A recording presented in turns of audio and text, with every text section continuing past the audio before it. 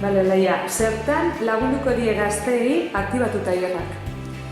Aktibatu hitzak berak esaten du bezala lagunduko die aktibatzen. Asko etxituta etortzen dira, pentsatuz hemen egon naiz, merkatuak zer emango dit, enpresek zer emango diate, eta pixkat gure ustez lortuko dute autokonfiantza eta indar hori hemendik pixka bat protagonista sentsazio horrekin ateratzeko, ez?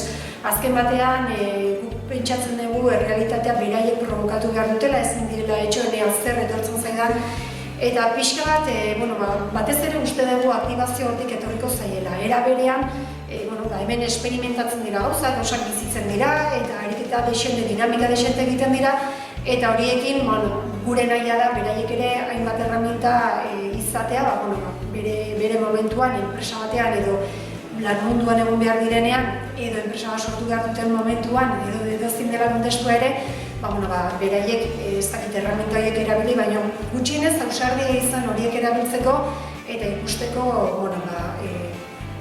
aukera dakadala da eta ez dudala ezer galtzen arriskatzen bali badez. Askotan erabiltzen dugun hitza da arriskatu eta arriskatu, hobea dela hori alderantziz baino itxoiten egotea bainaz. Orduan guk uste dugu, hainbat kompetentzia bere ganatuko dituztela, agian, ez dakit, azkenean diren orduengatik agian ez dute guztiak barneratuko, baina gutxienez bizi egiten dute eta badakite hori erabiltzeak ze ondorio ekar dezaken ez. Nik uste zerbaitekin aktibatuta gutxienez espero dugu